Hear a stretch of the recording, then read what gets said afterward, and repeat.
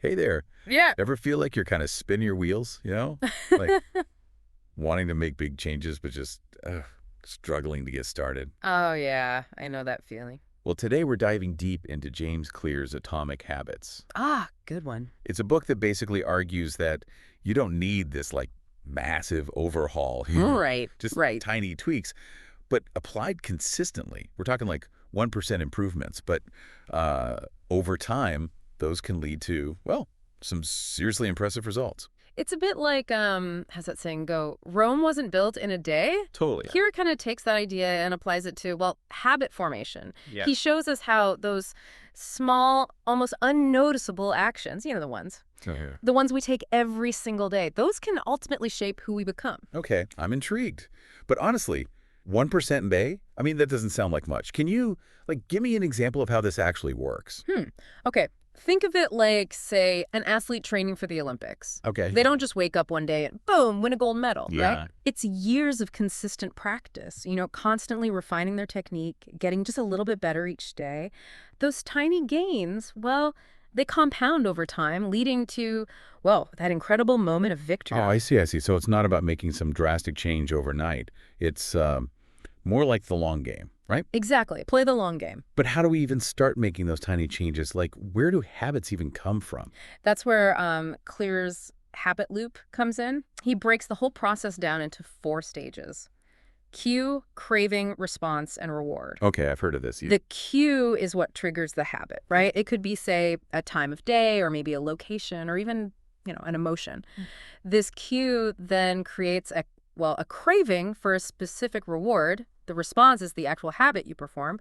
And finally, the reward satisfies that craving and reinforces the entire loop. So, okay, if I'm constantly like checking my phone, Yep. Yeah. the notification ping is the cue. Uh-huh. My craving is that feeling of being connected. Yeah. The response is actually picking up my phone. That's it. And the reward is seeing that new message Yeah. or, funny meme. Exactly. You got it.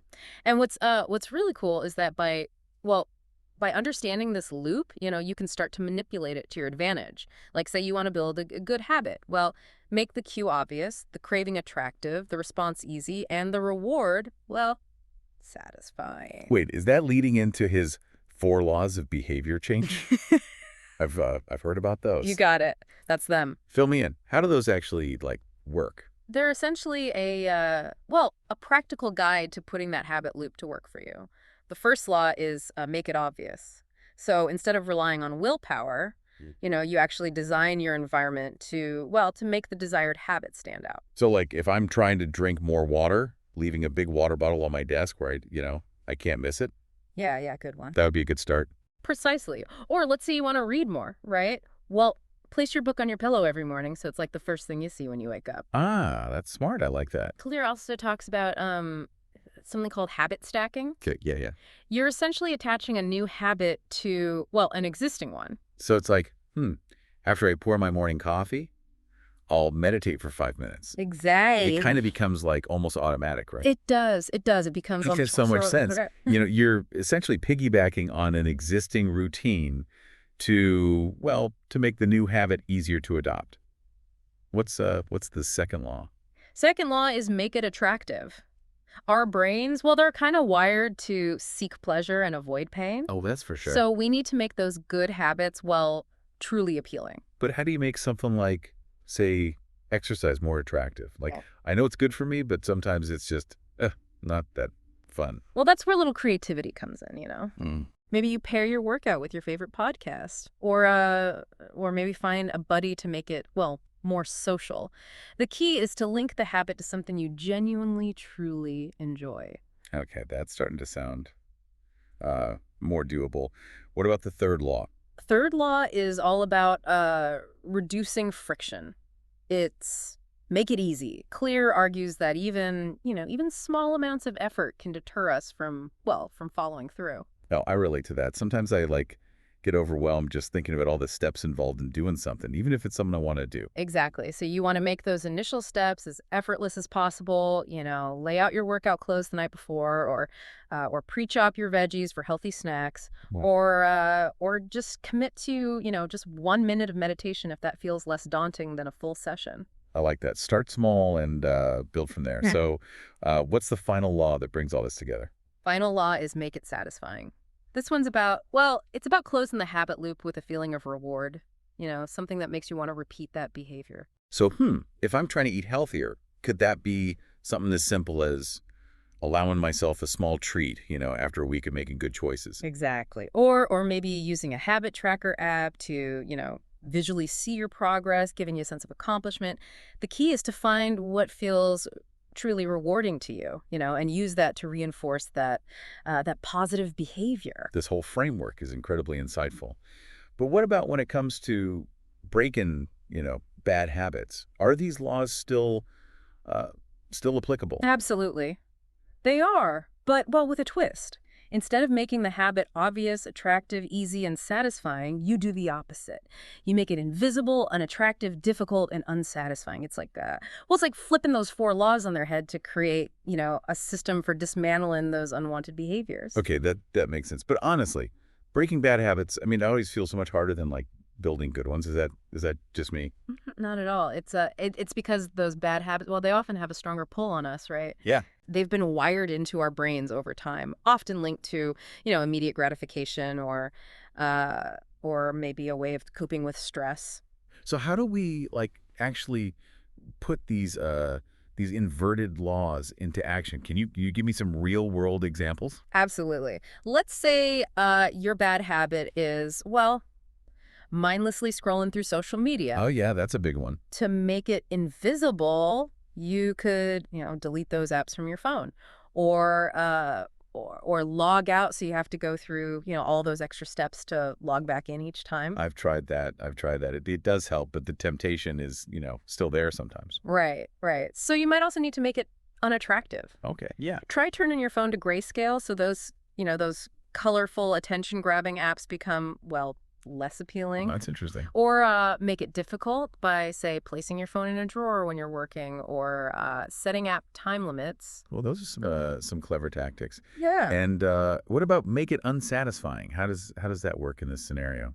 This one's all about reframing the reward. Instead of focusing on that fleeting dopamine hit of scrolling, remind yourself of how you feel afterwards. Maybe drained, unproductive, or even a bit anxious. So you're essentially like replacing that positive reinforcement with a negative consequence. Yeah, yeah. Almost like a little mental slap on the wrist. I like it. Exactly. It's about shifting your perspective, right? Yeah. And focusing on those long-term benefits of breaking the habit rather than, the short-term pleasure it might provide. One of the most impactful concepts in Atomic Habits, well, for me at least, Yeah. was the idea of identity-based habits. Can you unpack that for our listeners? This is where things get really, really interesting. Okay, good. Clear argues that that lasting change goes beyond simply modifying our actions, right? Okay. It's about shifting our core beliefs about who we are. So instead of saying like I'm trying to eat healthier, I should say I'm a healthy person. That's the idea. It's subtle, but it's a profound shift in mindset. When you identify as someone who embodies the habit, your actions naturally align with that identity. It's like you're stepping into a role you've already, cast yourself in. Yes, exactly. Why is this so powerful? Because your behavior becomes a reflection of, who you believe you are, right? Not just something you're forcing yourself to do. Like if you see yourself as a runner, you lace up your shoes and, and hit the pavement even when it's cold outside. It removes the internal struggle, Mm-hmm. and it makes those choices feel more aligned with your authentic self. Exactly. And what's fascinating is that Clear doesn't just limit these principles to personal development. Okay, interesting. He suggests that these ideas can be applied to, organizations and communities as well. That's really interesting. So how do atomic habits play out on a larger scale? Well, imagine a company using the 4 laws to create a culture of, continuous improvement, Yeah. small changes in workflows, a focus on feedback, and a celebration of small wins could lead to, significant boosts in, productivity and innovation. It's like those 1% improvements compounded over time, but on an organizational level. That's pretty amazing. It is. It is, and it doesn't stop there. Think about communities using habit stacking and environmental design to encourage healthier lifestyles. Yeah. Creating more walkable neighborhoods or making healthy food options more accessible, or even just strategically placing signs encouraging people to take the stairs. These are all subtle nudges, but they can have a ripple effect on a community's well-being. It's so inspiring to think that something as simple as changing your habits can actually have an impact that, well, that extends far beyond yourself. Absolutely. It shows how interconnected we all are, right? And how our individual choices, even those small, seemingly insignificant ones, well, they can collectively contribute to positive change. So, as we wrap up our deep dive into atomic habits, Yeah. what are the most important things you want our listeners to, take away from this?